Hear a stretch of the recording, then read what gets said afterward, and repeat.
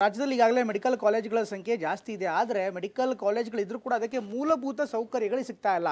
ಇದೇ ಕಾರಣಕ್ಕೋಸ್ಕರ NMC ಅಂದರೆ ನ್ಯಾಷನಲ್ ಮೆಡಿಕಲ್ ಕೌನ್ಸಿಲ್ ಈಗ ನೇರವಾಗಿ ರಾಜ್ಯದ ಸರ್ಕಾರಿ ಮೆಡಿಕಲ್ ಕಾಲೇಜುಗಳಿಗೆ 2 ರಿಂದ 15 ಲಕ್ಷದವರೆಗೆ ಒಟ್ಟು 27 ಕಾಲೇಜುಗಳಿಗೆ ದಂಡ ವಿಧಿಸಿದೆ. 15 ಲಕ್ಷ ರೂಪಾಯಿ ದಂಡವನ್ನು ಈಗ ಯಾದಗಿರಿ ಮೆಡಿಕಲ್ ಕಾಲೇಜ್ ಏಮ್ಸ್ಗೆ ದಂಡ ಹಾಕಲಾಗಿದೆ. ಚಾಮರಾಜನಗರ ಮೆಡಿಕಲ್ ಕಾಲೇಜು ನಮಗೂ 3 ಲಕ್ಷ ದಂಡ ಬಿದ್ದಿದೆ. ಕಲಬುರಗಿ ಜಿಮ್ಸ್ಗೆ ಸದ್ಯ NMC 15 ಲಕ್ಷ ದಂಡ ವಿಧಿಸಿದೆ. ಬಳ್ಳಾರಿಯ ವಿಮ್ಸ್ ಕಾಲೇಜ್ ಮೇಲೆ ಕೂಡ ಈಗಾಗಲೇ ದಂಡದ ಮೊತ್ತವನ್ನು ಹಾಕಿರುವಂತದ್ದು. ಇದು ಬಳ್ಳಾರಿಯ ವಿಮ್ಸ್ ಆಸ್ಪತ್ರೆ ಕಥೆಯಲ್ಲ. ರಾಜ್ಯದಲ್ಲಿರೋ ಸರ್ಕಾರಿ ಮತ್ತು ಖಾಸಗಿ ಮೆಡಿಕಲ್ ಕಾಲೇಜುಗಳಲ್ಲಿ ಮೂಲ ಸೌಕರ್ಯದ ಕೊರತೆ ಇದೆ.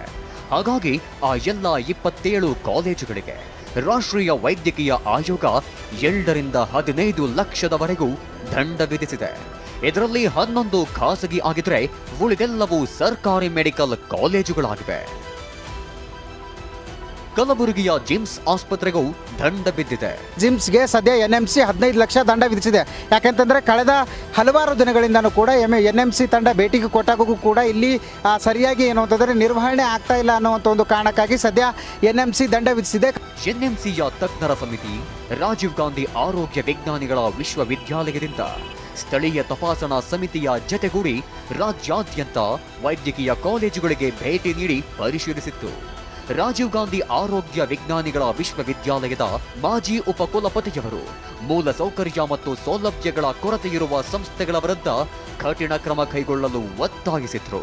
2 ವರ್ಷಗಳ ಹಿಂದೆ ಅಷ್ಟೇ ಉದ್ಘಾಟನೆ ಆಗಿರುವಂಥ ಆರಂಭ ಆಗಿರುವಂಥ ಯಾದಗಿರಿ ಮೆಡಿಕಲ್ ಕಾಲೇಜ್ ಅಂದರೆ ಏಮ್ಸ್ ಏನು ಕಾಲೇಜ್ ಇದೆ. ಈ ಒಂದು ಏಮ್ಸ್ ಕಾಲೇಜ್ಗೆ ರಾಷ್ಟ್ರೀಯ NMC ಇಂದ ದಂಡ ಹಾಕಲಾಗಿದೆ. ಸುಮಾರು 15 ಲಕ್ಷ ರೂಪಾಯಿ ದಂಡವನ್ನು ಹಾಕಲಾಗಿದೆ.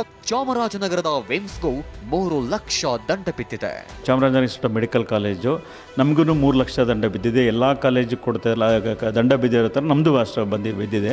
ಇನ್ನು ಯಾವ ಕಾಲೇಜಿಗೆ ಎಷ್ಟೆಷ್ಟು ದಂಡ ಹಾಕಲಾಗಿದೆ ಅಂತ ನೋಡೋದಾದ್ರೆ, ಚಿಕ್ಕಮಗಳೂರು ವೈದ್ಯಕೀಯ ವಿಜ್ಞಾನ ಸಂಸ್ಥೆಗೆ 15 ಲಕ್ಷ, ಚಿತ್ರದುರ್ಗದ ವೈದ್ಯಕೀಯ ವಿಜ್ಞಾನ ಸಂಸ್ಥೆಗೆ 15 ಲಕ್ಷ, ಮಂಡ್ಯ ವೈದ್ಯಕೀಯ ವಿಜ್ಞಾನ ಸಂಸ್ಥೆಗೆ 15 ಲಕ್ಷ, ಯಾದಗಿರಿ ವೈದ್ಯಕೀಯ ವಿಜ್ಞಾನ ಸಂಸ್ಥೆಗೆ 15 ಲಕ್ಷ, ಕಾರವಾರ ವೈದ್ಯಕೀಯ ವಿಜ್ಞಾನ ಸಂಸ್ಥೆಗೆ 3 ಲಕ್ಷ, ಮೈಸೂರು ವೈದ್ಯಕೀಯ ಕಾಲೇಜು ಸಂಶೋಧನಾ ಸಂಸ್ಥೆಗೆ 3 ಲಕ್ಷ, ಹಾಗೆ ಗುಲ್ಬರ್ಗಾ ವೈದ್ಯಕೀಯ ವಿಜ್ಞಾನ ಸಂಸ್ಥೆಗೆ 3 ಲಕ್ಷ, ಶಿವಮೊಗ್ಗ ವೈದ್ಯಕೀಯ ವಿಜ್ಞಾನ ಸಂಸ್ಥೆಗೆ 3 ಲಕ್ಷ, ಕೊಡಗು ವೈದ್ಯಕೀಯ ವಿಜ್ಞಾನ ಸಂಸ್ಥೆಗೆ 3 ಲಕ್ಷ, ಚಾಮರಾಜನಗರ ವೈದ್ಯಕೀಯ ವಿಜ್ಞಾನ ಸಂಸ್ಥೆಗೆ 3 ಲಕ್ಷ, ಹುಬ್ಬಳ್ಳಿ ವೈದ್ಯಕೀಯ ವಿಜ್ಞಾನ ಸಂಸ್ಥೆಗೆ 2 ಲಕ್ಷ ರೂಪಾಯಿ ದಂಡ ವಿಧಿಸಲಾಗಿದೆ.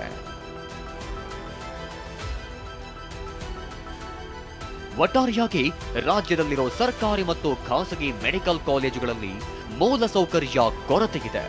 ಹಾಗಾಗಿ ಆ ಎಲ್ಲ 27 ಕಾಲೇಜುಗಳಿಗೆ ರಾಷ್ಟ್ರೀಯ ವೈದ್ಯಕೀಯ ಆಯೋಗ 2 ರಿಂದ 15 ಲಕ್ಷದವರೆಗೂ ದಂಡ ವಿಧಿಸಿದೆ.